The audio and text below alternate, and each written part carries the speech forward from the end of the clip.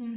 Hello friends, दोस्तों ये video मैं आपको एक इन्फॉर्मेशन देने के लिए बना रहा हूँ। ये इन्फॉर्मेशन दोस्तों आपके लिए काफ़ी यूजफुल हो सकती है और ये इन्फॉर्मेशन आपको एक इलेक्ट्रिकल शॉर्ट लगने से भी बचा सकती है। जैसा कि आपको पता है दोस्तों कि सर्दियाँ स्टार्ट हो चुकी है और सर्दियों में हम सब वाटर हीटर का यूज करते हैं। तो कईयों के पास में दोस्तों पहले से ही वाटर हीटर है और कई लोग वाटर हीटर इंस्टॉल कराने जा रहे हैं। तो वाटर हीटर इंस्टॉल कराने से पहले दोस्तों आपको एक सावधानी बरतनी है। वो सावधानी क्या है, चलिए आज की इस वीडियो में मैं आपको बताता हूँ। तो देखिए दोस्तों, ये वाटर हीटर मैंने खुद इंस्टॉल किया है, ये आप देख सकते हैं। इसमें आपको दोस्तों इंस्टॉल कराने से पहले सावधानी क्या बरतनी है।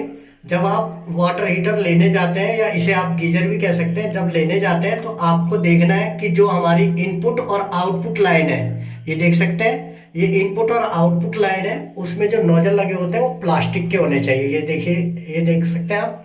इसमें कई बार क्या होता है, नोजल हमारे मेटल के होते हैं। तो मेटल के होने से क्या होता है दोस्तों, कई बार जो हमारा वाटर हीटर का एलिमेंट होता है वो अगर शॉर्ट हो जाता है या खराब हो जाता है तो करंट आ सकता है, पूरी लाइन में हमारे करंट आ सकता है, जिससे हमें इलेक्ट्रिकल शॉर्ट लग सकता है। और अगर ये प्लास्टिक के होंगे तो उससे क्या होगा, अगर वो खराब भी हो जाएगा तो हमारा जो एलिमेंट खराब होने के बाद तो करंट हमारे पूरी लाइन में नहीं आएगा, जिससे कि हमारे को करंट, हमें करंट नहीं लगेगा।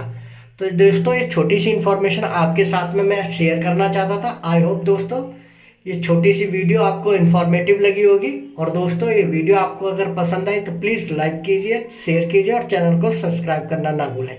Thank you for watching.